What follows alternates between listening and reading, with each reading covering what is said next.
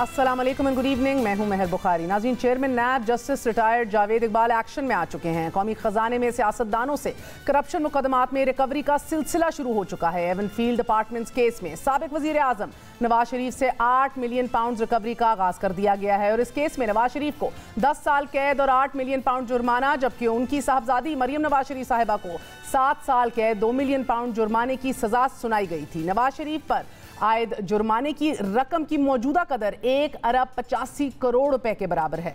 कौमी एहतसाब ब्यूरो ने साबिक वजीर आजम नवाज शरीफ की जायदादें फिल फौर फरोख्त करने का हुक्म और इस सिलसिले में मुतलका डिप्टी कमिश्नर्स को मरासले भी जारी कर दिए हैं। लाहौर में नवाज शरीफ की 940 किनाल 2 मरला अराजी मौजा मांग, 312 किनाल 14 मरला मौजा सुल्तान लाहौर हाउस नंबर 135 अपर माल और दीगर जायदादों में 14 किनाल ज़रई अराजी, 299 किनाल बदूकी सानी, 103 किनाल अराजी मौजा माल अब बराए फरोख्त हैं एज वी स्पीक। चंद दिन कबल ही एवनफील्ड रेफरेंस में मरियम नवाज शरीफ साहिबा ने अदालत से एक और पिटिशन दायर करने की दरख्वास्त की थी।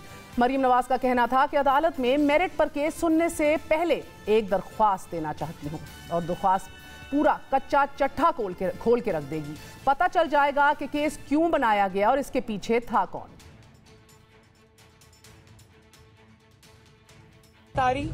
वो मैं प्रिपेयर कर रही हूँ, मेरे लॉयर्स प्रिपेयर कर रहे हैं, उसी के लिए मैंने आज टाइम मांगा है। उस इशू को सेटल किए बगैर ये मुकदमा आगे न बढ़ सकता है, न बढ़ना चाहिए, क्योंकि अगर उस इशू को सेटल किए बगैर ये मुकदमा आगे बढ़ा तो मैं ये कहने में हक बजाने भूंगी कि इंसाफ के तकाजे पूरे नहीं हुए। नैब का कहना है कि मुल्क की तारीख में पहली मर्तबा किसी साबिक वजीर आजम से जुर्माने की वसूली पर अमल दरामद करवाया जा रहा है और इसी सिलसिले की एक कड़ी आज एहतसाब अदालत में होने वाली समाअत थी। दरख्वास्त नवाज शरीफ और यूसुफ अब्बासी की जानिब से दायर की गई। दरख्वास्त के मुताबिक नवाज शरीफ की नैब ने तमाम जायदादों को मुंजमद कर दिया है। नैब ने उन जायदादों को भी मुंजमद कर दिया है कि जो खानदान में तकसीम हो चुकी हैं। अदालत नैब के वरासती जायदादों को मुंजमद करने के इकदाम को कलअदम करार दे दे। अदालत ने दरख्वास्त गुजारों से मजीद दलाइल तलब किए और केस की समाअत 15 अक्टूबर तक मुलतवी कर दी। अब दरख्वास्त की मुकम्मल सुनवाई से कबल ही नैब ने जायदाद बराए फरोख का इश्तिहार चस्पा कर दिया है। नैब प्रोसिक्यूटर एक और दरख्वास्त लेकर आज इस्लामाबाद हाई कोर्ट पहुंचे। दरख्वास्त का मतन नवाज शरीफ की अल अजीजिया रेफरेंस में सजा बढ़ाने से मुतल्लिक था। नैब प्रोसिक्यूटर ने अदालत से इस्तदा की कि अदालत ने नवाज शरीफ को कसूरवार पाया लेकिन ज्यादा से ज्यादा सजा नहीं दी। हमारी अपील है कि साबिक वजीर आजम को ज्यादा से ज्यादा सजा सुनाई जाए। जस्टिस आमिर फारूक ने रिमार्क्स दिए कि नवाज शरीफ ने सजा के खिलाफ जो अपील की है वो खारिज हो चुकी। क्या हम मेरिट पर जाकर पूरा केस देखेंगे? नैब प्रोसिक्यूटर ने दलील दी कि ज्यादा सजा ना देना वहां होता है कि जहां कोई आलाए कत्ल या कोई चीज ना मिली हो। यहाँ मुख्तलिफ मुआहिदे शवाहिद की सूरत में मौजूद हैं। नैब प्रोसिक्यूटर ने एक बार फिर अदालत से इस्तदा की कि ये केस एवनफील्ड के बाद रखा जाए। अदालत ने इस्तफसार किया कि अगर नवाज शरीफ मौजूद ही नहीं तो क्या हम उनकी अदम मौजूदगी में आपकी अपील सुने? प्रोसिक्यूटर ने जवाब में कहा कि जी हाँ, अगर वो मौजूद नहीं है तो उनकी अदम मौजूदगी में ही अपील चलाई जाए। नून लीग ने जवाबी कार्रवाई में नैब से 578 अरब रुपए की रिकवरी पब्लिक करने का मुतालबा कर दिया। मरियम औरंगजेब साहिबा का कहना था कि नैब की जानिब से एक प्रेस रिलीज जारी की गई है कि जो 80% नवाज शरीफ और शहबाज शरीफ पर मुश्तमिल है। इसका मकसद चेयरमैन नैब की एक्सटेंशन की दरख्वास्त है। 538 अरब रुपए की जो रिकवरी हुई है उसको पब्लिक किया जाए। ये प्रेस रिलीज नहीं, ये चेयरमैन नैब की एक्सटेंशन की दरखास्त है। वो फैसला जो सरीना के लिफाफों में जजों को भेजकर सुनाया गया। 450 अरब आटे की चोरी पे क्यों नहीं आती? नैब की आंखों पर पट्टी और चेयरमैन साहब अंधे हो जाते हैं। वो बनी गाला में गैर कानूनी महल को कानूनी कराता है। कहाँ से आए थे पैसे आज तक जवाब नहीं हुआ। साकिब निसार साहब ने अपनी कुर्सी का इस्तेमाल करते हुए इनको क्लीन चिट दी। चोरी करते हैं, उसके बाद वजीर का तबादला करते हैं। चोरी कराता है इमरान खान और उसके बाद वजीर को इस्तीफा दिलाते हैं। कभी ईवीएम का तमाशा, कभी पाकिस्तान मीडिया डेवलपमेंट अथॉरिटी का तमाशा। नैब की अपीलों पर अदालतें साबिक वजीर आजम को तोशाखाना, एवनफील्ड और अल अजीजिया रेफरेंस में इश्तिहारी करार दे चुकी हैं। नवाज शरीफ से मुतल्लका जायदादों की नीलामी और मुंजमद करने की बेशबहा अपीलें ज़ेरे समात हैं। मरियम नवाज का कच्चा चट्टा खोलने और नवाज शरीफ का नैब के फैसले को कलअदम करार देने की दरख्वास्त पर समात मुकम्मल होने से कबल ही नैब का जायदाद फरोख्त करने का इंतहाई इकदाम कितनी मजबूत कानूनी बुनियाद रखता है।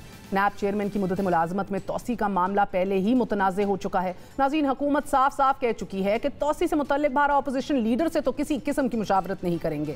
ان حالات میں اپوزیشن کے خلاف کارروائی کیسے ممکن ہوگی؟ بات کرتے ہیں پی ایم ایل این کے سیکرٹری جنرل احسن اقبال صاحب سے۔ احسن صاحب، بہت بہت شکریہ۔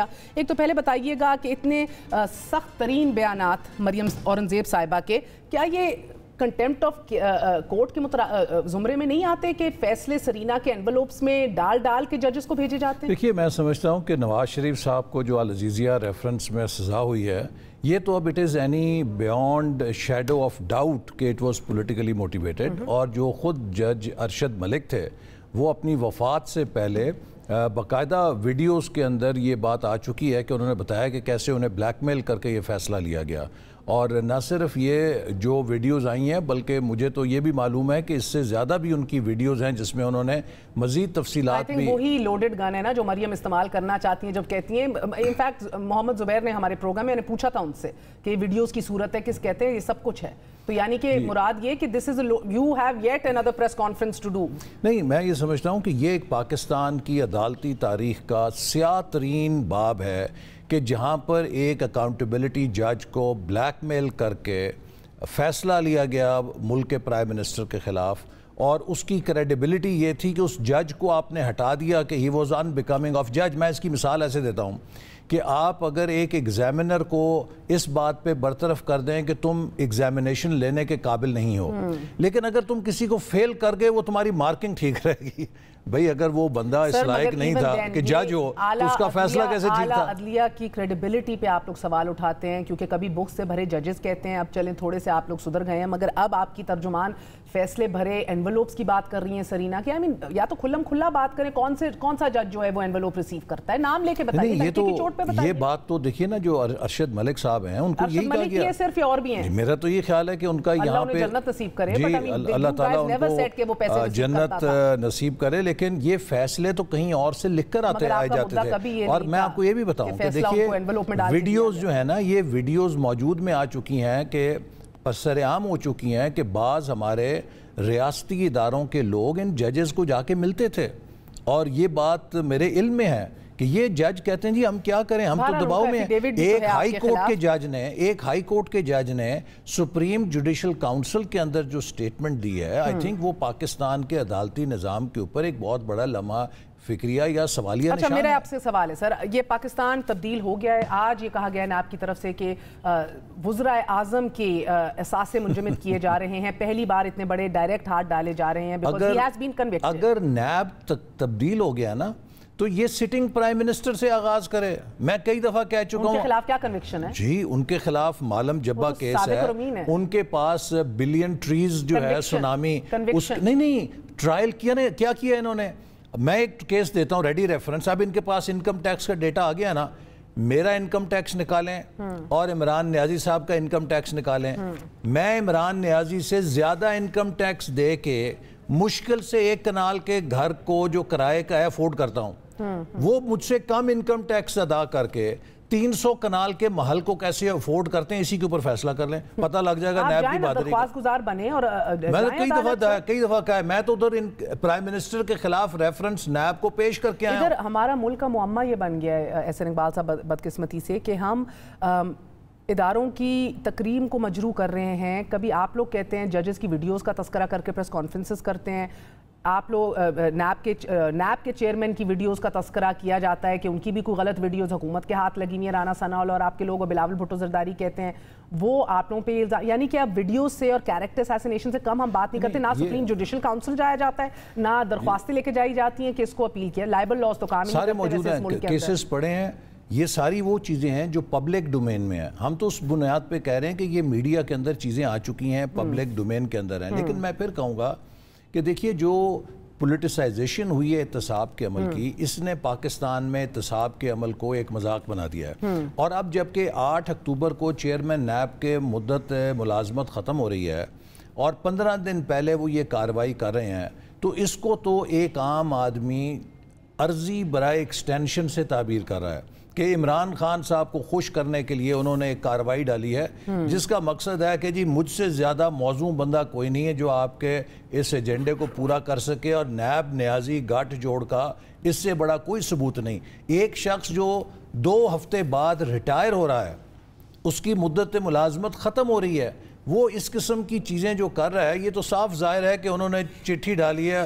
وہ آپ نے کل بھی ایک چلایا تھا، کہاں سے آئے جھمکے، تو اب آج آپ وہ گانا لگا دیں کہ چٹھی ایک لکھ دی سیاح جی کے نام۔ تو یہ جو چٹھی ہے، یہ آج کی پریس ریلیز، یہ عمران خان صاحب کی نام چٹھی ہے چیئرمین نیب کی کہ جناب مجھے آپ ایکسٹینشن کے لیے کنسیڈر کریں۔ یہ چٹھی بھی ابھی ہم ٹیلی ویژن پہ چلا کے دکھاتے ہیں۔ یہ بہرحال دیکھیں اس کے اندر جو 940 کنال 2 مرلہ موزہ مانگ کی میں نے سارا بتایا، موزہ بدوکی ثانی، موزہ مال، اپر مال، ڈسٹرکٹ لاہور، یہ ساری بہرحال ان کی جائیدادیں ڈکلیئرڈ ہیں جس کے اوپر اب یہ منجمد کریں گے۔ وہ الگ بات ہے، لاسٹ ٹائم بھی جب ہوا تھا کوئی سیلر نہیں آیا تھا منظر عام پر، اس میں اللیگل کیا ہے؟ دیکھیے بات یہ ہے کہ یہ میں آپ کو اس سے قطع نظر کیا، یہ جو ہم ڈرامہ کر رہے ہیں نا، یہ پاکستان میں نہیں رہتا، اس کی خبریں پوری دنیا میں جاتی ہیں۔ اور میں آپ کو ایک کہانی بتاتا ہوں۔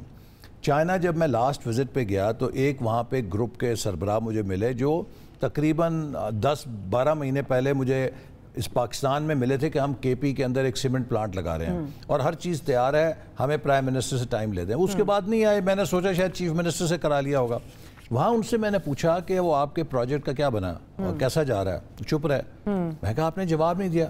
وہ کہا ایکسلنسی ہم نے وہ ڈراپ کر دیا پروجیکٹ۔ میں کہا ڈراپ کر دیا، you are all set to go, تو وائی ڈیڈ یو ڈراپ؟ انہوں نے کہا کہ اگر آپ اپنے وزیر اعظم کو چٹکی بجا کے اس طرح نکال دیتے ہیں تو میں تو فارنر ہوں، مجھے اپنے $2 ارب کے بارے میں سوچنا ہے۔ دیکھیے یہ جو ہم حرکتیں فرما رہے ہیں نا اس وقت ملک کے اندر، نہ صرف اس وقت ملک کی اپنی انٹرنل انویسٹمنٹ کلائمیٹ تباہ ہو چکی ہے، بلکہ پاکستان میں کوئی فارن انویسٹر ورتھ وائل آنے کے لیے تیار نہیں ہے۔ پاکستان کا امیج دنیا میں مجروح ہو رہا ہے۔ اس سال بھی 30% فارن ڈائریکٹ انویسٹمنٹ ہماری کٹ گئی ہے۔ اس قسم کے ڈرامے نہ ویتنام میں ہوتے ہیں، نہ لاؤس میں ہوتے ہیں، نہ میانمار میں ہوتے ہیں، نہ ایتھوپیا میں ہوتے ہیں، نہ بنگلہ دیش میں ہوتے ہیں، نہ انڈیا میں ہوتے ہیں کہ جہاں پہ فارن ڈائریکٹ انویسٹمنٹ جا رہی ہے۔ ہم کس دنیا کے اندر بیٹھے ہیں؟ ہم یہ جو کھیل کھیل رہے ہیں اپنے مستقبل کو تباہ کر رہے ہیں۔ دیکھیے 3 سال 4تھا سال آ گیا، کوئی ہے کیس میرے خلاف مقدمہ بنانے کا دھمکی دی گئی 2 سال پہلے کہ 70 ارب روپے میں نے کمیشن لیا ہے ملتان سکھر موٹر وے میں۔ آج 2 سال ہو گئے ہیں، کیا کسی عدالت میں وہ کیس گیا؟ کیا کوئی چارج فریم ہوا؟ جی آئی ٹی جو کہی گئی تھی بنائیں گے، کیا اس کی جے بھی بنی؟ میں نے 20 دفعہ کہا ہے کہ 3200 ارب روپیہ میری وزارت سے ڈیولپمنٹ کے لیے گیا ہے، 32 پیسے اس میں کوئی کمیشن، کوئی کک بیک، کوئی ذاتی فائدہ ثابت کرو۔ 29 ارب ڈالر میں نے سی پیک کی نگرانی کی ہے جس کو اپنے نگرانی میں زمین پہ لگوایا ہے۔ اس 29 ارب ڈالر میں سے 29 سینٹ ثابت کرو گے کوئی ہم نے لیے ہیں، لیکن جھوٹ جھوٹ جھوٹ انتقامی کاروائیاں ججوں کو بلیک میل کر کے۔ یہ ہے کہ آپ لوگ انقلاب لانا چاہتے ہیں لنڈن سے بیٹھ کے، میاں صاحب واپس آنے کی نہیں کر رہے، پوری حزب اختلاف منقسم اتنی ہے کہ آپ بے اثر ہو گئے ہیں، آپ کا فرینکلی اثر نہیں دکھ رہا۔ اینڈ اس سچویشن کے اندر جب شاہد خاقان عباسی اور رضا ربانی بھی ہمارے انٹرویو میں موجود تھے، جب وہ کہتے ہیں کہ اگر ایکسٹینشن دی گئی نیب چیئرمین کو تو ہم عدالت کا رخ کریں گے، کتنا یقین ہے آپ کو کہ آپ کو عدالت سے پھر ریلیف ملے گا؟ بیکاز اگر ان کو ایکسٹینشن مل گئی، what are you seeing, what are you looking at؟ دیکھیے پہلی بات تو یہ کہ ہم اتنے بے اثر نہیں ہوئے، ابھی کنٹونمنٹ بورڈ کے انتخابات میں آپ نے جھلک دیکھ لیا کہ ہمارا کتنا کثر ہے۔ دوسری چیز یہ ہے کہ خود سپریم کورٹ ماضی میں کہہ چکی ہے پرسن اسپیسیفک لیجسلیشن نہیں ہو سکتی۔ اگر جو آئین کے اندر طریقہ کار لکھا گیا ہے، اور وہ کیوں لکھا گیا ہے، leader of opposition is not person of leader of opposition. Leader of opposition کسی ذات کا نام نہیں ہے، وہ ایک ادارے کا نام ہے جس کا مطلب یہ تھا کہ حکومت اور حزب مخالف مل کر اتفاق رائے سے کسی ایسے بندے کا نام دیں کہ جو کریڈیبل ہو، آنسٹ ہو اور احتساب کے عمل کو وہ کریڈیبلٹی دے سکے۔ ایک سوال ہے سر، وہ جو پرسن سپیسیفک لیجسلیشن ہوئی تھی ہمارے کرنٹ چیف عوامی سٹاف کی ایکسٹینشن کے حوالے سے، اس میں تو آپ نے بھی اپنا پرسہ ڈالا تھا، وہ الاؤڈ تھی؟ نہیں، میں سمجھتا ہوں کوئی بھی جو وہ تو سپریم کورٹ کی ہدایت پہ ہوئی تھی نا، تو سپریم کورٹ نے کہا تھا کہ سپریم کورٹ نے آپ کو کہا تھا اس کے لیے ووٹ کریں۔ سپریم کورٹ نے یہ کہا تھا کہ آرمی چیف کی ایکسٹینشن کے لیے کوئی لاء نہیں ہے، اس کے لیے لاء بنایا جائے۔ پارلیمنٹ نے کسی بندے کو، میں ایک منٹ سن لیں، پارلیمنٹ نے کسی شخص کو ایکسٹینشن نہیں دی، انہوں نے ایک قانون بنایا تھا۔ سر آپ کو پتا تھا کیا ہو رہا تھا، آپ لوگ احتجاج، وہ ایکسٹینشن پہلے دی جا چکی تھی، وہ پرائم منسٹر نے دی تھی۔ بینیفیشری کون تھے سر؟ जो भी थे लेकिन मैं ये सिर्फ कह रहा हूँ कि क्या अब आप एक ऐसी प्रोविजन, अब आप लोग जो भी कह लें किया आप लोगों ने, उन्हीं को आप देखिए मसला इधर ये है सर कि इधर मुफादात के लिए मैं उस चीज को डिबेट में नहीं करना चाहता। मैं लार्जर पिक्चर ले आती हूँ, उस चीज को डिबेट करने से तो हम सबके ही पर जलते हैं, लेट्स बी ऑनेस्ट। मगर देखिए मेरा मसला ये नहीं, मैंने जाती तौर पे वोट नहीं किया था और मैंने एक दिन पहले टीवी के ऊपर रिपोर्टर्स को, हालांकि मैं नैब की कस्टडी में था, मैं पार्लियामेंट आया, मैंने कहा कि अगर ये करना है नागुज़ीर है वन टाइम करें, वगरना अगर आपने इसे ओपन एंडेड किया तो पाकिस्तानी फौज का वो आर्मी चीफ जो 3 साल के बाद रिटायर होगा, उसे रिटायरमेंट के बाद एक वली उल्लाह का लक़ब भी दिया गया है, क्योंकि फिर हर किसी का दिल चाहेगा मैं 64 साल तक पूरी एक्सटेंशन एंजॉय करूं। फौज हमारा सबसे प्रोफेशनल इदारा है, मेरिट बेस्ड ऑर्गेनाइजेशन है और हमें, मैं समझता हूं कि उसकी उस बेसिक सलाहियत को डिफेंड करना चाहिए कि मेरिट और प्रोफेशनलिज्म पे कोई चीज़ ना हो। लेकिन वो जो हो गया, अब आइए नैब के चेयरमैन के ऊपर जहां पे ये लिखा है कि कंसल्टेशन होगी हुकूमत और वो कहते करेंगी नहीं, अगर वो नहीं करेंगे, फवाद चौधरी ने कहा है तो वो एक सब्सटेंटिव चेंज कर रहे हैं मौजूदा चेयरमैन को दोबारा लाने के लिए। तो लिहाजा ये सुप्रीम कोर्ट में कंसल्टेशन के ऊपर भी कह रहे हैं कानून चेंज करना पड़े तो अभी करेंगे। ये इसका मतलब ये है कि आप एक शख्स को दोबारा तयन करने के लिए, चूंकि वो आपकी धुन के ऊपर, मैं तो ये कहूंगा रक्स कर रहा है, आप आइन बदलना चाहते हैं, कानून बदलना चाहते हैं। इधर शख्सी लेजिस्लेशन होती है, इधर शख्सी सियासत होती है। अगर हुआ भी, आपने देखा आपकी जमात से लेके हर जगह ये हो रहा है। We are all in the name of democracy. आज राना सनाउल्लाह साहब ने कहा कि हमारी जमात का मुस्तकबिल मरियम है, बाकी हमजा वगैरह सारे लीडर्स हैं, हमारे लीडर्स हैं, बट मुस्तकबिल हमारा मरियम है। आप इत्तेफाक करते हैं? देखिए हमारे जो जमात है उसके अंदर इस वक्त तो मैं समझता हूँ कि नवाज़ शरीफ साहब की क़यादत हमारा मुस्तकबिल है। कराची से लेकर पेशावर तक लोग नवाज़ शरीफ साहब के विज़न को, उनकी लीडरशिप को एक्सेप्ट करते हैं और उसी निस्बत से चाहे मरियम है, चाहे हमज़ा हैं, चाहे शहबाज शरीफ साहब हैं, चाहे मैं हूँ, चाहे शाहिद खाकान अब्बासी साहब हैं, we all are carriers of his political vision, ideology and legacy. और इसी वजह से हम सब जमात का मुस्तकबिल हैं। Very very well said, but of course you know that's not the issue. On ground बयानिए की जंग है, on ground एक पावर की जंग है और अब देखना है अगला कैंडिडेट कौन होता है। आपके जिनका आप जिक्र कर रहे हैं वो तो अगला पीएम कैंडिडेट भी अभी ऐलान नहीं करना चाह रहे, तो एक कश्मकश तो देखिए जब वक्त आएगा इलेक्शन का सब आप इस बात से इतराफ़ करते हैं कि बहरहाल जमात के अंदर ग्रुपिंग है? नहीं, कोई ग्रुपिंग नहीं है। देखिए ग्रुपिंग वहाँ होती है जहाँ लीडरशिप का झगड़ा होता है, जहाँ पे शहबाज शरीफ साहब से लेके एक कारकुन तक नवाज शरीफ साहब को अपना लीडर माने, उनका हर फैसला शहबाज शरीफ को कोई नहीं मानता तो, ना, जो कहने को तो सदर है आपकी जमात के, मगर नायब सदर भी उनके बयानात को रद्द कर देते हैं बैठे बैठे। इधर बैठे हुए शाहिद खाकान अब्बासी साहब ने एक नहीं कई दफा कहा है और बल्कि क्लैरिटी मांगी है आपके राना तनवीर साहब ने। हमारी प्रोग्राम में कितना कुछ चला है, या तो आप लोग इतराफ कर लीजिए। जुबैर ने कहा पिछले हफ्ते कि हाँ हमारा मसला, एक अगर इजाजत दें, इरफान कादिर हमारे साथ मौजूद हैं। इरफान कादिर साहब अस्सलाम वालेकुम, सीनियर वकील हैं, हमारे साथ मौजूद हैं, अटॉर्नी जनरल भी रह चुके हैं। इरफान कादिर साहब, thank you very much indeed for joining us. जी अस्सलाम वालेकुम। वालेकुम सलाम। इरफान कादिर साहब फरमाइएगा कि आज जो नवाज शरीफ साहब की सारी जायदादें मुंजमद करने के हवाले से नैब ने कार्रवाई शुरू कर दी है, डीसीज को भी मरासले जो हैं वो डिस्पैच कर दिए गए हैं, ये इसके ऊपर लीगल ओपिनियन क्या है आपकी, because he is still in appeal? मैं समझता हूँ कि जब अपील पेंडिंग है तो फिर इतनी जल्दी की ज़रूरत नहीं थी, बिकॉज अपील जो है वो कंटिन्यूएशन है ट्रायल का और इसमें कुछ ऐसे फैक्ट्स भी केस में सामने आए हैं जिससे कि एक इम्प्रेशन मिलता है जैसे कि यहाँ पे इस केस में पॉलिटिकल इंजीनियरिंग का आंसर भी जैसे शामिल हो चुका है। ख़ास तौर पे वो जो अरशद मलिक साहब की जो टेप सामने आई है और उनकी जो गुफ्तगू सबके सामने आई है और वो सुप्रीम कोर्ट के भी नोटिस में थी और सुप्रीम कोर्ट ने उस पे हाई कोर्ट को उनके खिलाफ एक्शन का भी कहा था और बिल्कुल डिसमिस भी कर दिया गया और गो के उनका इंतकाल हो गया है। लेकिन उनकी जो आखिरी बातें हैं वो बहुत अहमियत की हामिल हैं सारे ट्रायल पे। तो इस स्टेज पे नैब को एक न्यूट्रल स्टांस रखना चाहिए था। ये जो एक ओवर जेलसनेस नैब की नजर आ रही है, मैं समझता हूँ कि ये कोई अच्छा मैसेज जो है नैब के लिए नहीं है। So you mean Irfan Qadir साहब, यू मीन कि नवाज शरीफ साहब का नैब के फैसले को कलअदम करार देने की जो एक दरख्वास्त है अभी उसकी समाअत मुकम्मल नहीं हुई अभी तो मुकम्मल होने से कबल ही नैब ने जो ये काम किया है ये इल्लीगल नहीं है, गैर कानूनी नहीं है, मगर आपकी नज़र में एक अननीडेड अननेसेसरी सख्त तरीन इकदाम है। यस, देखें नैब जो है ना उसको एक इंडिपेंडेंट अदारे के तौर पे उभरना चाहिए, और न सिर्फ कि एक इंडिपेंडेंट अदारे के तौर पे उभरना चाहिए बल्कि नज़र भी आना चाहिए कि वो किसी किस्म की भी मुल्क में सियासत में कोई अमल दखल उनका नहीं है। और जब ये बड़ी पर्सनैलिटीज़ जो सियासी पर्सनैलिटीज़ हैं इनके केसेस में जब इस तरह की चीज़ें जो कि नॉर्मल डगर से हटके की जाती हैं उससे फिर ये इम्प्रेशन जाता है एज इफ ये इंडिपेंडेंट नहीं है उस हद तक जिस हद तक के इनसे तवक्को की जाती है। सर मैं आपकी बात समझ गई हूँ परसेप्शन के ऊपर, मगर नैब ने ये कार्रवाई की है under section 33E of NAO 1999, so it's not illegal पर से, गैर कानूनी नहीं है।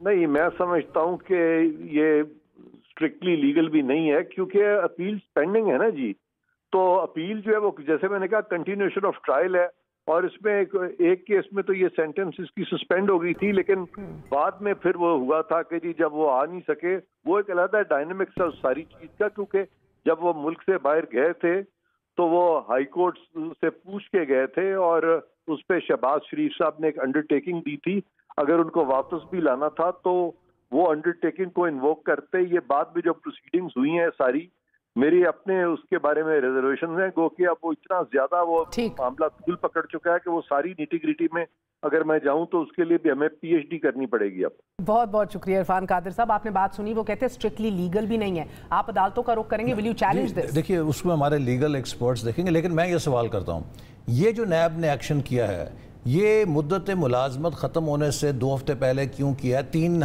महीने पहले क्यों नहीं किया, 6 महीने पहले क्यों नहीं किया, 4 महीने पहले क्यों नहीं किया?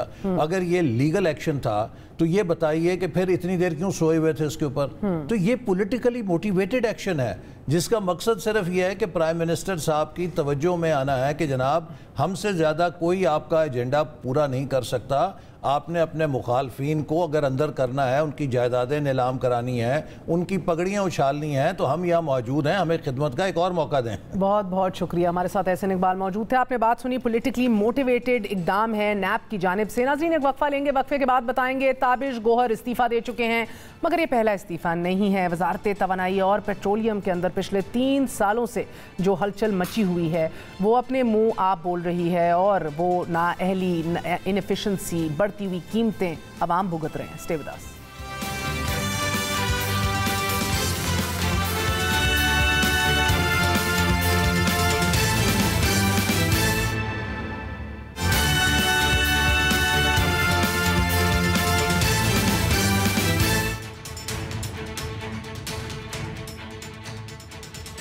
वापस आने का शुक्रिया। वजीर आजम के मुआवने खसूसी ताबिश गोहर ने अपने ओहदे से इस्तीफा दे दिया है। वजीर आजम इमरान खान ने ये इस्तीफा कबूल भी कर लिया है और काबीना डिवीजन ने इस्तीफे की मंजूरी का नोटिफिकेशन भी जारी कर दिया है। नाज़रीन ताबिश गोहर ने इससे पहले जनवरी में भी इस्तीफा दिया था। इस इस्तीफे की वजह भी ये बताई जा रही थी कि ताबिश गोहर अपने काम में मुदाखलत और इंटरफेरेंस और कई लोगों की दखलंदाजी से तंग आ चुके थे, मगर वजीर आजम ने उन्हें काम जारी रखने की हिदायत जारी की। 6 माह पहले ही उन्हें मुआवने खसूसी बराए पेट्रोलियम की इजाफी जिम्मेदारियां सौंपी गईं, मगर अब वफाकी वजीर तवानाई हमाद अजहर और उमर अयूब समेत वजीर आजम भी उनकी कारकर्दगी से मुतमईन नहीं। ताबिश गोहर से पहले शहजाद सैयद कासिम पावर डिवीजन से साइड लाइन होने पर नवंबर 2020 में मुस्ताफी हुए। मार्च 2021 में मुआवने खसूसी बराए पेट्रोलियम नदीम बाबर से पेट्रोलियम बहरान की तहकीकात के लिए इस्तीफा ले लिया गया और रवां साल अप्रैल में उमर अयूब से वजारत तवानाई लेकर हमाद अजहर के हवाले कर दी गई। वजारत तवानाई और पेट्रोलियम में अहम ओहदों पर बार बार तब्दीलियां, बार बार चेंजेस ये साबित कर रही हैं कि सब अच्छा नहीं है। ताबिश गोहर पहले उमर अयूब और नदीम बाबर की जोड़ी के साथ एडजस्ट ना हो पाए और अब उनकी हमाद अजहर के साथ इख्तलाफात की खबरें गर्दिश में हैं। ताबिश गोहर ने तवानाई बहरान से निमटने के लिए 16 ठोस तजावीज़ भी पेश की, खत लिखे, ऑफिशियली रीच आउट किया। 15 जुलाई को रूसी कंपनी के साथ कराची ता लाहौर गैस पाइपलाइन की तामीर का मुआहिदा किया गया। पाकिस्तानी माहिरीन और सरकारी कंपनियों का भी मुतालबा था कि ये पाइपलाइन हमें खुद तामीर करनी चाहिए, मगर इसके सबसे बड़े एडवोकेट ताबिश गौहर खुद थे। इसके बावजूद रूसी कंपनी को ठेका दिया गया। ताबिश गौहर ने इस मामले पर वजीर आजम को खत भी लिखा और इस खत में इस गैस पाइपलाइन मुआहदे की मुखालफत की। खत में लिखा कि इस मुआहदे से गैस सारिफीन पर भारी बोझ पड़ेगा। 56 इंच की बजाय 42 इंच की पाइपलाइन पाकिस्तानी कंपनियां बिछा सकती हैं कि जिससे पाकिस्तान को 75 अरब रुपए की बचत हो जाएगी। 42 इंच की पाइपलाइन से पाकिस्तान की आइंदा 10 से 15 बरस की गैस तलब बासानी पूरी की जा सकती है। खत में तजवीज़ किया कि गैस पाइपलाइन को गैस इंफ्रास्ट्रक्चर डेवलपमेंट सरचार्ज की मद में वसूल किए गए 321 अरब रुपए से तामीर किया जाए। यह मंसूबा किसी तीसरे फरीक के कर्ज या फिर इक्विटी से तामीर नहीं होना चाहिए। इससे गैस सारिफीन के बिल में इजाफा होगा और पाकिस्तानी अवाम को एक ही असासे के लिए 2 बार अदायगियां करनी पड़ेंगी और इसकी वजह से उन पे बोझ बढ़ जाएगा। नाज़रीन, ताबिश गौहर ने खत में इजाफी LNG टर्मिनल्स की सलाहियत का इस्तेमाल करने की भी सिफारिश की। RLNG पावर प्लांट्स, गुद्दू और नंदीपुर पावर प्लांट की निजकारी के अमल को तेज करने की सिफारिश भी की और ये इंकशाफ किया कि कुछ IPPs ऐसी भी हैं कि जो सारा साल मुआहदे के मुताबिक कैपेसिटी पेमेंट वसूल करते हैं, मगर मेरिट ऑर्डर में नीचे होने के बायस ये प्लांट्स बंद रहते हैं और जब बिजली की तलब बढ़ती है तो इन IPPs को बिजली पैदा करने की हदायत जारी कर दी जाती हैं। ताबिश गौहर ने साल साल वसूलियां करने वाले इन IPPs का आज़ादाना ऑडिट करवाने का मुतालबा भी सामने रखा और कि इलेक्ट्रिक के मसाइल के हल के लिए तजारती बुनियादों पर 2000 मेगावाट सप्लाई और 140 अरब रुपए सालाना पावर प्रोजेक्ट्स जो हैं उनकी भी बात की और ये बहरहा उन्होंने कहा कि वफाकी वजीर हमाद अजहर को बिजली के नरखों में 3 रुपए फी यूनिट कमी का हल तजवीज़ किया। इसकी बात भी की गई, इसके ऊपर डिबेट्स भी हुई, बट बहरहाल गुज़िश्ता माह ताबिश गौहर ने हमाद अजहर को अपने ही खत में तवानाई शोबे में जो है स्ट्रक्चरल इस्लाहात का मशवरा दिया, जिसे इख्तलाफात की नज़र से देखा गया, जिसको रेडिली एक्सेप्ट नहीं किया गया। गुज़िश्ता माह ही काबीना कमेटी बराए एनर्जी में ताबिश गौहर और 2 ताकतवर वज़रा असद उमर और अली जैदी के दरमियान तल्ख जुमलों का तबादला हुआ। नाज़रीन, इस तल्खी की वजह महंगे दामों LNG की दरामद और ड्राई डॉकिंग बताई गई। ताबिश गौहर ने वज़ीर आज़म के सामने एहतजाज अपना रिकॉर्ड करवाया और इस एहतजाज के नतीजे में वज़ीर आज़म इमरान खान ने एंग्रो टर्मिनल की ड्राई डॉकिंग मामले की इंक्वायरी का हुक्म दिया। ताबिश गौहर के माजी में शौकत तरीन साहब से भी इख्तलाफात जो हैं वो खबरों की जीनत बने, क्योंकि शौकत तरीन साहब ने वज़ीर रेलवे आज़म स्वाति की सरबराही में ड्राई डॉकिंग मामले पर इंक्वायरी की ऑफिशियली जो है वो हुक्म दिया। उस हवाले से कहा कि एक कमेटी तश्कील दी जाए और उसको देखा जाए, which of course Tabish Gohar साहब वाज़ंट वेरी हैप्पी अबाउट इख्तलाफात की इस कहानी में। मगर अब की बार इस्तीफे की वजह जो है वो रिफाइनरी पॉलिसी बताई जा रही है। हमारी मालूमात के मुताबिक ताबिश गौहर ये लॉबिंग कर रहे थे कि रिफाइनरीज को मजीद 6 साल के लिए टैरिफ प्रोटेक्शन या फिर रिडीम रूटीन मिल जाए, मगर हमाद अजहर, अली जैदी, शौकत तरीन समेत बहुत से वज़रा इसकी मुखालफत कर रहे थे। असद उमर इंक्लूडिंग इस तजवीज़ के खिलाफ थे। नाज़रीन, इन चारों वज़रा का ये मानना था कि गुज़िश्ता बार जब ये रिफाइनरीज को ये दी गई थी फैसिलिटी, टैरिफ प्रोटेक्शन उनको एक्सटेंड की गई थी, तो रिफाइनरीज की जानिब से अपग्रेडेशन की बजाय रकम को खसारे के खात्मे के लिए इस्तेमाल कर लिया गया था। और इन वज़रा का ये भी मानना था कि अगर अब ये फैसला होता है तो इसके बदले में इक्विटी ली जाएगी, यानी कि जितनी टैरिफ प्रोटेक्शन ली जाएगी उतना ही रिफाइनरीज में हुकूमत का शेयर होना चाहिए। यहाँ ये बताती चलूँ आपको कि ताबिश गौहर जो हैं वो बाइको में भी बतौर डायरेक्टर काम कर चुके हैं। इसके ऊपर भी बहुत रिजर्वेशंस थी काबीना में, और अगर ये पॉलिसी मंजूर हो जाती तो दीगर प्राइवेट रिफाइनरीज की तरह बाइको को भी ऑफ कोर्स इसका बेनिफिट मिलता, बतौर रिफाइनरीज का फ़ायदा होता। और क्योंकि 4.2 अरब डॉलर खर्च किए जाने थे, जिसमें 42% टैरिफ प्रोटेक्शन की मद में मिलना था, सो ताबिश गौहर के इस्तीफे की एक वजह ये भी बताई जा रही है कि एडवांस मॉनिटरिंग और इंफ्रास्ट्रक्चर प्रोग्राम जो है उस हवाले से भी हुकूमत का कहना था कि टेक्नोलॉजी का इस्तेमाल हम करना चाहते हैं, लेकिन बिजली के लॉसेस में कमी आई इसकी वजह से। मगर ताबिश गौहर इस बात पर जोर देते रहे कि इसके स्कोप को आप बढ़ा दीजिए, मगर ISCO और लेस्को से इंक्लूड किए, इसको बढ़ा दीजिए, लेकिन ताबिश गौहर की इस तजवीज़ को भी रद्द कर दिया गया। इस हवाले से भी इख्तलाफात पैदा हो गए और इसकी बज़ाहिर जो डिटेल्स हैं और जो वजह बताई गई वो एशियन डेवलपमेंट बैंक की जानिब से ये धमकी थी कि अगर ऐसा किया गया तो पाकिस्तान के लिए $400 मिलियन की इमदाद रोक ली जाएगी। ताबिश गौहर के इस्तीफे की आखिरी वजह जो बताई जा रही है वो ये है कि वो चाहते थे कि इलेक्ट्रिक की निजकारी की जाए, कराची में मज़ीद जो है वो डिस्ट्रीब्यूशन कंपनियां जो हैं वो बनाई जाएं कि लोड जो है वो शेयर हो सके कराची के अवाम को, कि इलेक्ट्रिक के रहमो करम पर नहीं छोड़ा जाना चाहिए। ताबिश गौहर ने इन तजवीज़ पर भी हुकूमती वज़रा से रेजिस्ट करने की कोशिश की, वो नाखुश थे और वो ताबिश गौहर के इस इकदाम को मंसूबों में रोड़े अटकाने के मुतरादिफ करार दे रहे थे। मगर ताबिश गौहर इस बात पर बहरहाल कायम रहे। वो कहते रहे कि मेरा काम हुकूमत को एडवाइस करना है। But once again one more bites the dust. बात करते हैं खलीक कियानी साहब से, सीनियर सहाफ़ी हैं, गहरी नज़र रखते हैं उमूर पर। खलीक कियानी साहब बहुत बहुत शुक्रिया। सर, नदीम बाबर साहब ने ज़्यादा LNG इंपोर्ट नहीं की, फर्नेस ऑयल पे डिपेंड किया। पिछले साल एक बहरान भी हमने देखा, इन्वेस्टिगेशंस भी ऑर्डर हुई, गो के अभी तक कोई इन्वेस्टिगेशन मंतकी अंजाम को नहीं पहुंची। मगर एटलीस्ट कुछ समझ आती है। ताबिश गौहर का अमेरिका के पाकिस्तान रूस पाइपलाइन को रिजेक्ट करना, डोमेस्टिकली बनाने पे इसरार करना, एप्टमा लॉबी का उनके खिलाफ जो है वो मुतहर्रिक हो जाना, क्योंकि उनका एक मौक़िफ़ था कि गैस नहीं देंगे अगर एफिशिएंटली यूज़ नहीं की जाएगी। क्या यही मुहर्रिकात हैं या do you see more in it? क्यों जाना पड़ गया इनको? सर, एक तो इनहेरेंट प्रॉब्लम है, किसी भी सेक्टर में किसी को ज्यादा टिक के काम नहीं करने देते। आपने देखा होगा कि फाइनेंस की जो टीम थी 74 के साथ तब्दीलियां आती रही। इसी तरह जो FBR में है वहां भी बड़ी तौर के साथ तब्दीलियां आती रही, 6-7 चेयरमैन जब तब्दील हो गए। इसी तरह एनर्जी सारे मिला में तो जाके तो तकरीबन 5-6 लोग इनहेरेंट प्रॉब्लम है कि वो लोगों को मूव करते रहते हैं और शायद इसी वजह से एग्जैक्टली जो एनर्जी सेक्टर में इस वक्त भी हुआ, ताबिश गौहर साहब का जो रेजिग्नेशन आया, बेसिकली वो खुद भी कुछ मिसफिट थे इस कल्चर में। उन्होंने यहाँ ज्यादा काम नहीं किया हुआ था पब्लिक सेक्टर में। पब्लिक सेक्टर में जो लोग ऑपरेट करते हैं उनके डिफरेंट स्टाइल्स होते हैं। ताबिश गौहर साहब का एक डिफरेंट स्टाइल था, एक तो ये है।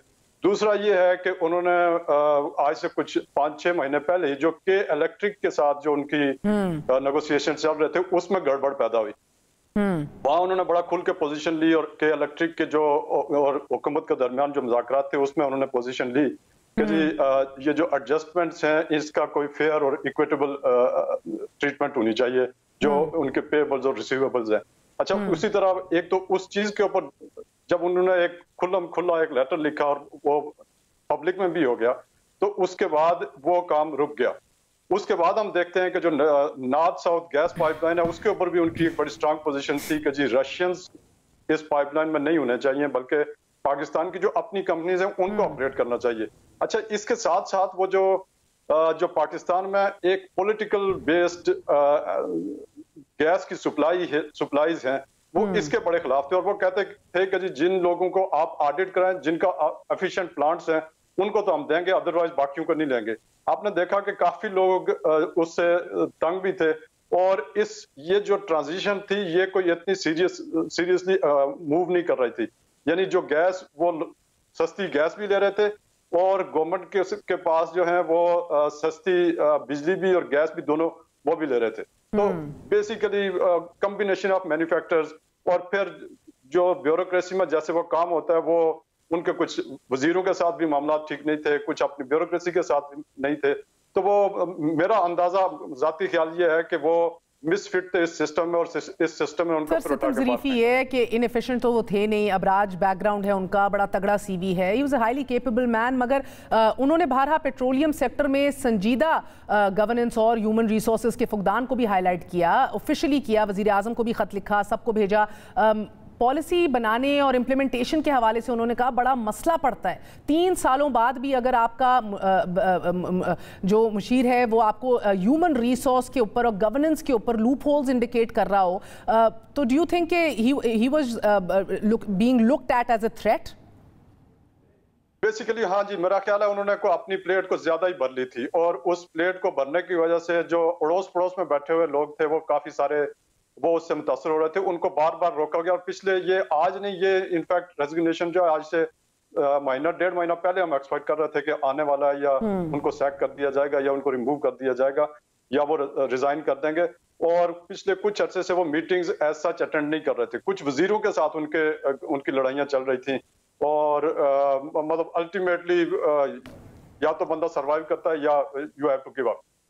तो उन्होंने मेरा ख्याल आसान रास्ता चुना, उनको कहा गया कियानी साहब, उन्होंने तो पेट्रोलियम के अंदर गर्दिशी कर्जा जो है, सर्कुलर डेट भी 1600 अरब तक जो पहुंच चुका है, उसकी वजाहत भी की, यानी कि वैल्यू चेन में किस तरह मौजूदा कंपनीज, OGDC हो गई, PPL मरी, पेट्रोलियम, 5 रिफाइनरी, सब किस तरह मंफी तौर पे मुतासर हो रही हैं, इसको भी हाईलाइट किया। सो इट सीम्स कि वो काम करना चाह रहे थे, मगर बहरहाल रेजिस्टेंस थी। रिफाइनरीज को अपग्रेड करना, कंपेटिटिव बनाना, रिफाइनरी पॉलिसी 2021 को काबीना को फौरी तौर पर मंजूर कर लेना, क्या उनकी अच्छी भली जो मशवरे थे which make a lot of logical sense, काबीना में उनकी भी मुखालफत की जाती थी? जी, काबीना में उनकी तो बात, मेरा ख्याल है कि उनको बड़ी स्ट्रांग अपोजिशन मिलती थी, ना सिर्फ काबीना में बल्कि काबीना की जो एनर्जी कमेटी है उसमें भी, और काफी अरसे से मेरा ख्याल है कि कम से कम 4-5 कैबिनेट कमेटी ऑन एनर्जी जो है उसकी वो मीटिंग्स उन्होंने अटेंड करना छोड़ दी थी, या उनको शायद किसी ने कहा हो कि जी आप मत अटेंड करें, लेकिन वो उन मीटिंग्स में नहीं जा रहे थे, और वहाँ 1-2 मीटिंग्स में तो खुल्लम खुल्ला लड़ाइयाँ होती रही हैं। Very interesting, very interesting. मुझे कियानी साहब बताएगा, 2 LNG टर्मिनल्स में 300 MMCFD जो इजाफी कैपेसिटी है उसको भी वो इस्तेमाल करना चाहते थे, बार बार इसरार करते थे, ख़त में भी लिखा, वो कहते थे 3 इजाफी कागोज आ सकते हैं, लेकिन हुकूमत 3 साल से ना 2 नए टर्मिनल्स बना चुकी है, जो दावा बार बार करी जा रही है, ना ही इजाफी कैपेसिटी इस्तेमाल करना चाहती है। गो के लगता है कि अली जैदी जो 2 नए टर्मिनल्स लाने का बार बार कहते हैं, उनका ये मानना है कि भाई इसकी अशद ज़रूरत है, मगर बहुत से लोगों का ये मानना है कि जो एग्जिस्टिंग टर्मिनल्स हैं उनकी मोनोपोली और ज़्यादादारी इस मुल्क के अंदर कायम रहे, जिसके अंदर आपके एंग्रो भी है, इकबाल ज़ैद अहमद भी है, ये इन फाइटिंग चल रही है। Do you think again he became a casualty? काफी इस तरह की जो ना कॉन्फ्लिक्ट ऑफ इंटरेस्ट टाइप की चीजें हैं, उनके लिए बाज़ वज़रा का ये भी ख्याल था कि जी वो कुछ रिफाइनरीज को अनड्यू फेवर देने की कोशिश कर रहे हैं। साथ ये भी था कि जी वो के इलेक्ट्रिक को शायद उनके साथ उनकी कोई जाती रंजिश पैदा हो गई है जिसका वो इंतकाम लेना चाह रहे हैं, या शायद कुछ बाज़ औक़ात ये भी कहा जाता था, कुछ वज़ीर ये भी कहते थे कि जी वो ये जो नॉर्थ साउथ गैस पाइपलाइन है उसमें कुछ UAE की कंपनीज को इन्वॉल्व करना चाहते हैं। और इसके साथ साथ मतलब हर माज के ऊपर बेशुमार माज थे जिनके ऊपर जो जैसे कि PTI की हुकूमत में होता है कि जी लड़ाइयाँ होती हैं, और लड़ाइयों के बाद जो नतीजा निकलता है वो वही निकलता है कि आपको या छोड़ना पड़ता है। ऐसा ही है सर, मगर ये बड़ी बदकिस्मती है क्योंकि काबीना में इख्तलाफात की मुसलसल खबरें आती रही हैं। असद उमर, अली जैदी, उमर अयूब, नदीम बाबर, ताबिश गोहर, आई मीन इनकी infighting, Hammad Azhar of course, बार बार खबरें आती रही हैं। वज़ीर आज़म को भी लूप में लिया गया है, मगर सबसे मजे की बात यह है कि ठक ठक ठक करके सब फारिग हो चुके हैं। Chairman of cabinet committee on energy जो सब कुछ देखता है, असद उमर साहब, उनको नहीं हाथ लगाया गया।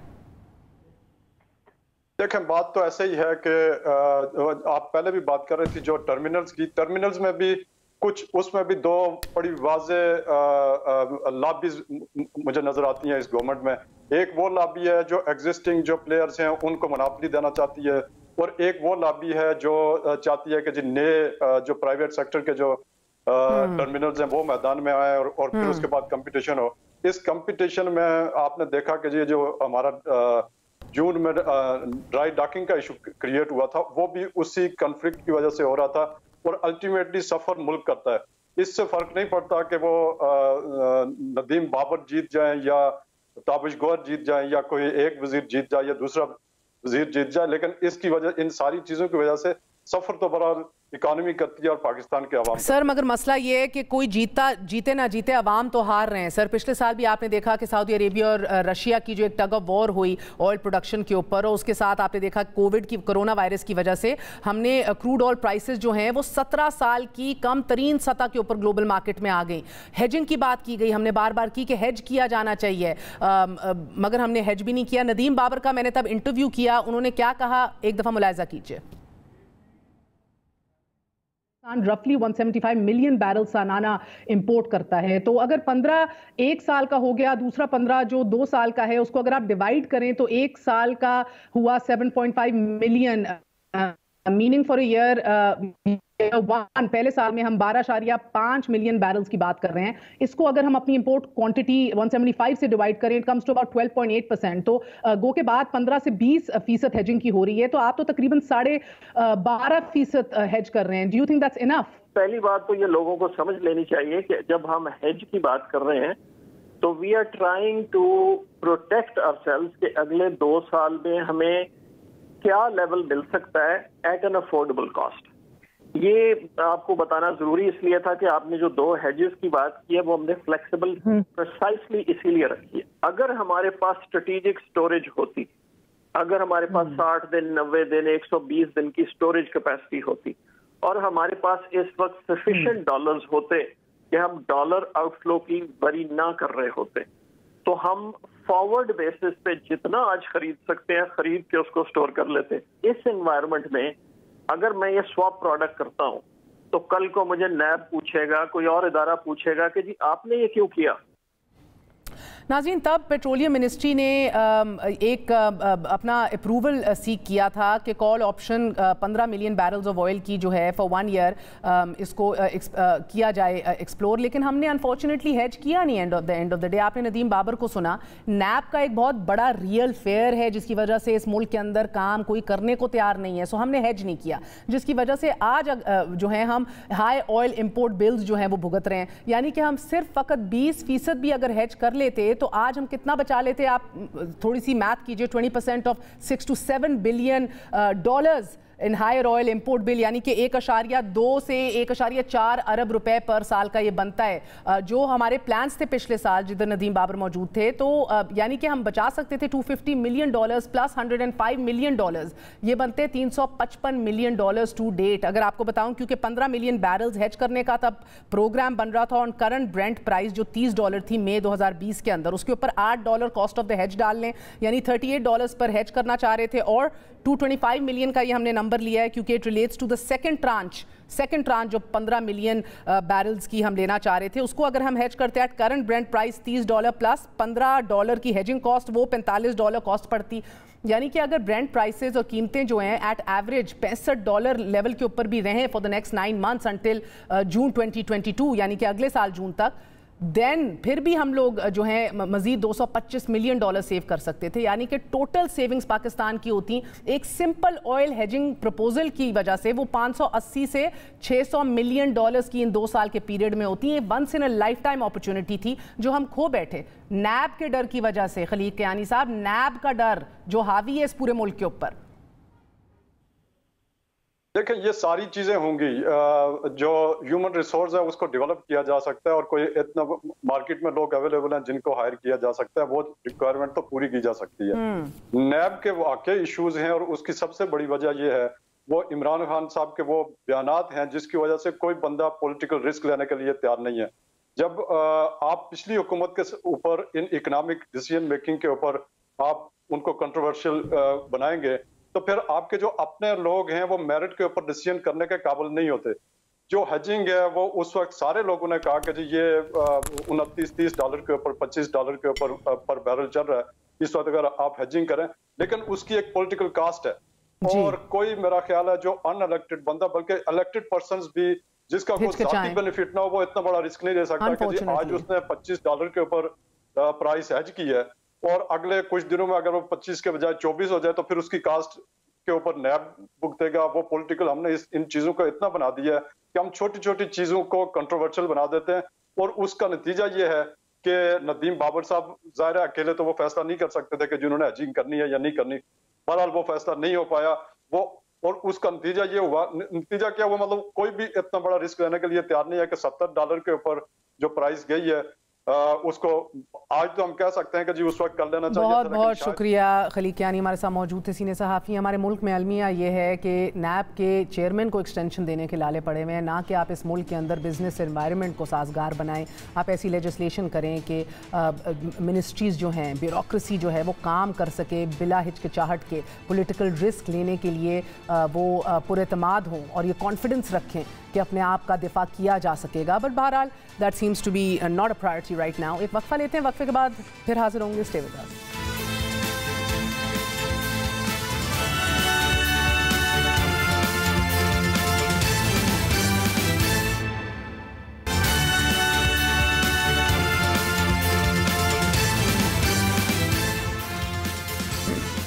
20 साल के दौरान मैं पहला सदर हूं कि जो यहां खड़ा हूं और अमेरिका किसी के खिलाफ जंग नहीं लड़ रहा। माजी की जंगें लड़ने की बजाय हमारी तवज्जो मुस्तकबिल के चैलेंजेस पर है। मुस्तकबिल को महफूज बनाने के लिए नई हिकमत अमली बनाने की जरूरत है।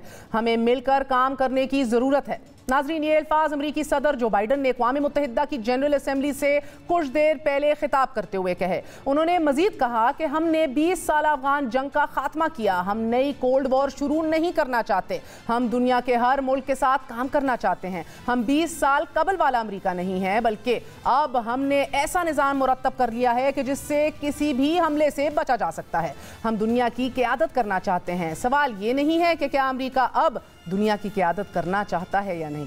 नाज़रीन, सवाल तो अब ये बन चुका है कि क्या अमरीका दुनिया की क़यादत कर भी सकता है।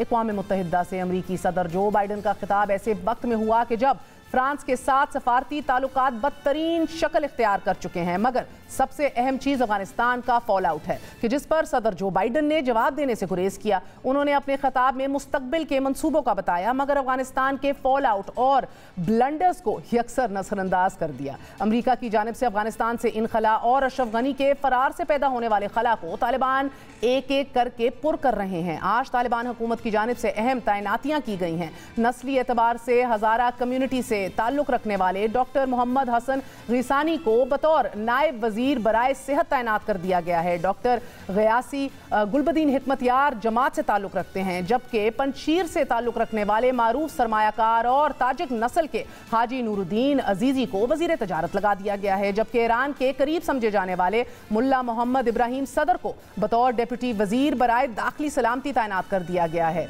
जबकि अभी तक किसी खातून को तो बहरहाल काबीना का हिस्सा नहीं बनाया गया और इसकी वजह तालिबान की खवातीन के हवाले से पॉलिसी वाज़े है। गुज़िश्ता रोज काबुल के मेयर का कहना था कि औरत के लिए कोई काम नहीं अगर मर्द उसकी जगह ले। نو هغه موږ اول ټولو ته اجازه ورکړه چې هغه خپلو کارونو ته په خپل ټایم باندې هغه حاضري ووشي، خو هغه بیا اسلامي امارت بیرته دا لازمه وبلله چې یو څه وخت پورې د ښځو کار بند. نو بیا هغه موږ چې کومو ښځو ته د موږ ضرورت و، یعنی هغه ځایونو کې چې هغه کار یا نرانو کولی نه سوای، د نر کار نه و، هغه جوی کې موږ هغه ټولو ښځو ته اجازه ورکړې ده هغه راځي امروزه په کار کې. خو په عام طور په هغو تعداد باندې چې مثلا لکه په نورو ماموریتونو کې چې کار کول هغه کار چې اوس په بل چا کېږي په دغو شرایطو کې چې تر څو حالت نرمال دغه ته اوړي، نو موږ هغوی ته ویلي دي چې تاسو په کور کېنئ او تنخواه او معاشونه یې په هغه حالت حواله دي. आज वज़ीर आज़म इमरान खान ने BBC को इंटरव्यू देते हुए 40 साला जंग के खात्मे पर खुशी का इजहार करते हुए कहा कि हमें खुशी है कि जंग का खात्मा हुआ। तालिबान की जानिब से अफगान खवातीन को काबीना में शामिल ना करने पर उन्होंने ये कहा कि अफगान खवातीन बहुत बहादुर हैं और वो अपना मकाम हासिल कर लेंगी। एमनेस्टी इंटरनेशनल की हालिया रिपोर्ट के मुताबिक नाजरीन, तालिबान गुज़िश्ता 20 सालों में हासिल किए गए इंसानी हकूक़ के फ़वाइद ख़त्म कर रहे हैं। इस वक्त अफगानिस्तान में सूरत हाल ये है कि अफगानिस्तान में लोग अपनी घरेलू इस्तेमाल की चीज़ें बेचने पर मजबूर हो गए हैं और लोगों के पास अपने बच्चों को खिलाने के लिए कुछ नहीं।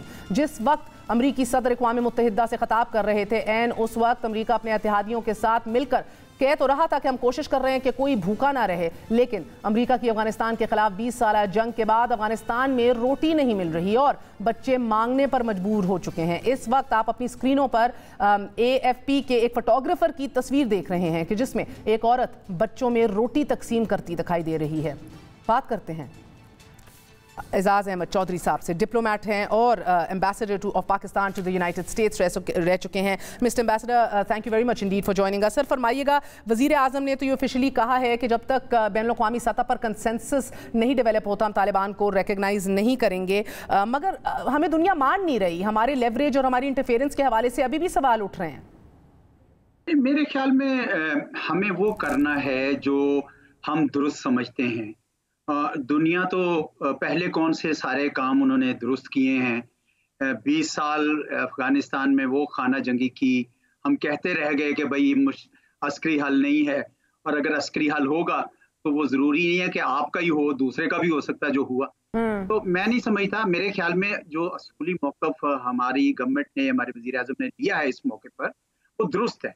अफगानिस्तान का मामला अफगानों को खुद हल करना है, लेकिन हमारी तरफ से तजवीज़ जाना मुनासिब है कि अगर आप सबको साथ लेकर चलते हैं तो वहाँ पे पायदार अमन आएगा। इस वक्त हमारे लिए सबसे अहम चीज़ है स्टेबिलिटी, इस्तेहकाम, क्योंकि हमने अफगानिस्तान की बदअमनी से बहुत ज़्यादा सफ़र किया है। तो मैं समझता हूँ कि ये दुरुस्त हमारा मौक़िफ़ है, मुझे इसमें कोई आर नज़र नहीं आ रहा। और मेरे ख्याल में बाकी खित्ते के ममालिक भी और आहिस्ता आहिस्ता मगरब भी इस तरफ चला है। सर मगर इसके बावजूद अमेरिका जो है वो wait and see policy Pakistan के साथ इख्तियार किया हुआ है। वो कहते हैं हमारे इंटरेस्ट जो है, मुफादात जो है अफगानिस्तान में, वो पाकिस्तान के साथ सारे कन्वर्ज नहीं करते और हम देख के फैसला करेंगे हमें किस तरह का रिश्ता चाहिए अमेरिका के पाकिस्तान के साथ।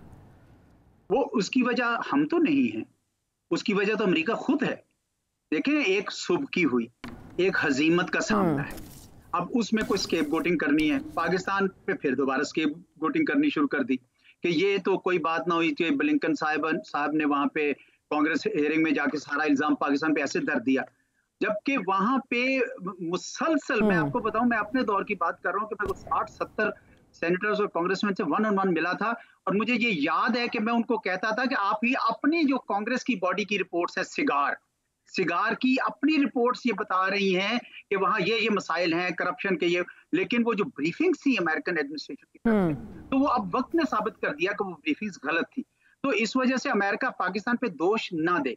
हमें ये समझ आती है कि चीन के साथ जो मुसाबका है, जिसका आज उन्होंने अक़वाम मुत्तहिदा की जनरल असेंबली में तकरीर करते हुए भी कहा कि विगरसली हम कंपटीशन करेंगे, शुक्र है उन्होंने ये भी कहा कि कोल्ड वॉर नहीं है, तो उसमें भी हम नहीं आना चाहते हैं, उसके बीच में नहीं आना। इसी वजह से पाकिस्तान ने कहा कि चीन तो हमारा बहुत अच्छा दोस्त है, लेकिन हम अमेरिका से कोई दुश्मनी नहीं चाहते।